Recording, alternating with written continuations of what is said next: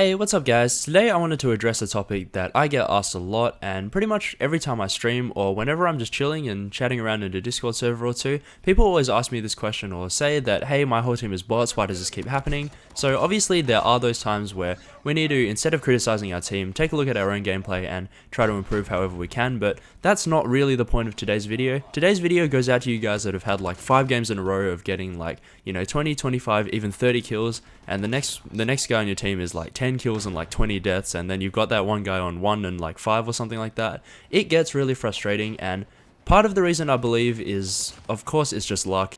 That is unfortunately just the reality of online ranked games. Unfortunately, if you play, especially if you play with solos, sometimes your teammates will be great and sometimes they'll suck. I can't do an analysis video on luck though, so today I wanted to have a look at COD Mobile's rank system and maybe some of the other reasons that might be contributing to this. Before I jump into that though, I'd love if you guys could hit the like and subscribe button. We recently have hit 300, which is amazing. I'm really hyped, so if you're not already subscribed, please do hit that button, and without further ado, let's get into it. So a lot of you guys do already know on some level that, hey, this game makes it a little bit easy to rank up, so that leads to a lot of people in higher ranks not really knowing what they're doing at the end of the day, but I wanted to be a bit more specific about that. The first thing I wanted to discuss is rank inflation that COD Mobile has kind of done nothing about. So initially, a lot of people know, pretty much everyone says this actually, that they're like, oh, if you're a season 1 to like, 3, 4 legendary, then you're legit. That's when legendary really mattered.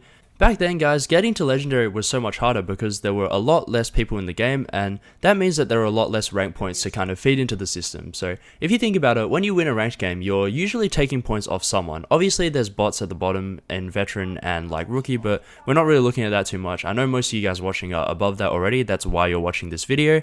To give you guys like a small scale example, let's say, let's look at a player that is stuck on Pro 2 maybe. I believe that Pro 2 is where you can start losing rank points, but definitely correct me if I'm wrong. So let's say, okay, this player is stuck on Pro 2, they can't level up for whatever reason, and they're, winning some but losing a bit more, and that keeps them at that level. Let's say that now there's a new player that comes in, and they beat all the bots and win all the, basically free games that you can't lose rank points for, and they get all the way up to Pro 2 as well. If they're not as good as the other player, that other player, our original player that was stuck on Pro 2, can now level up, and the more people you kind of feed into the game like this, the more the existing players get pushed up, because let's face it, if you're new, it doesn't mean that you're, a naturally terrible player or anything. It just means that you have a bit less practice, you're just learning, and at the end of the day, you're not going to be quite as good as those players already in the game most of the time. Overall, more players in the game means more points in the system, if you will, and over time, this will push everyone's rank up. Now, this certainly isn't unique to COD Mobile. Pretty much every single game that gets more popular will have this problem if you think about it. The difference between COD and all these other games is that these other games do actually do something about it, so they might have a rank system that's based on percentile rather than your absolute elo. So in COD Mobile we have like, 6,100 as a rank, 6,500 as a rank. Instead of that, it'll be like, if you're better than this percentage of players, then this is your rank now. What some other games do that don't want to use the percentile system is that they push the absolute values higher. So what COD Mobile could do that would be similar to that is push maybe the 6,500 to 7,000 or something like that. If they want legendary to be respected again, they need to make a change of some sort, because literally no one cares anymore. Obviously, I'm exaggerating a bit, but if you look at something like clan tryouts, they can't really look at your rank at all anymore, and they have to take a tryout because your rank doesn't really tell you anything about how good you are as a player anymore. Obviously, this might be COD trying to cater to noobs maybe and make them feel better about their rank or whatever, something like that, but that's a video for another time, and I do think that COD really needs to make a change to the current rank system in mobile. The next thing I wanted to discuss is rewarding teams a little bit too much in what's more of an individual sort of game, especially now considering that team deathmatch is pretty much the only mode that we get. Before you guys jump on me by saying that, oh, every single shooter does this, all ranked games, when you win as a team or you lose as a team, that's what is the main thing that affects your rank.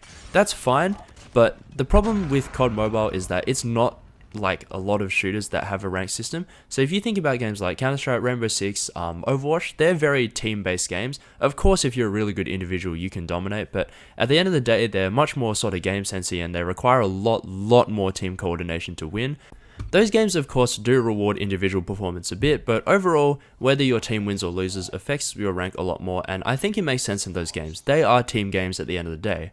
COD Mobile is very different, and I don't want to call teamwork useless in ranked, it's definitely not, and having a coordinated team can help a lot, but at the end of the day, especially in a mode like Team Deathmatch, sometimes when the bottom person is playing really bad and just straight feeding points, you would say that you would rather play without that person. You would rather play a 4v5 than have a fifth member that's just anchoring that hard, because it's not a team game, it's based on individual performance, and if you have someone that's getting 30 kills and like 10 deaths, they don't need to work with the team to win the game. They can just do it purely based on points, which I think creates a bit of a unique situation for COD Mobile, where they're still rewarding teams, including the anchors, in a much more individual based game. Now, whether this should actually be changed or not is much more up for debate. I think that if they want to be consistent with other games and how they do their ranking systems, that's okay. Personally, I think the system needs to be tuned a little bit so that your individual performance has a bit more bearing on how much your rank points actually go up and down. Obviously, you guys can have games where you play not amazing but pretty well and you can lose, 30, maybe even 40 points if they're being really harsh on you just because of how the system works, or just because your team lost by like 2 points or something like that. I do agree though that this one is a lot more controversial, and if you do like the current system, let me know, and let me know why in the comments down below. The last point, guys, it will be a short one, but it basically is just that this game does favor ranking up over time. So if you think about it, if you win about 50% of your games, you do get more rank points for winning than losing, and this pretty much goes all the way up to the top ranks. So if you win, you pretty much get like a minimum of 40, and even in Master you can go up to 60 something. If you lose, you might lose like 40 at most, or maybe, okay, if you're really unlucky or if you have a terrible game, you might lose like 50 something at Master 5.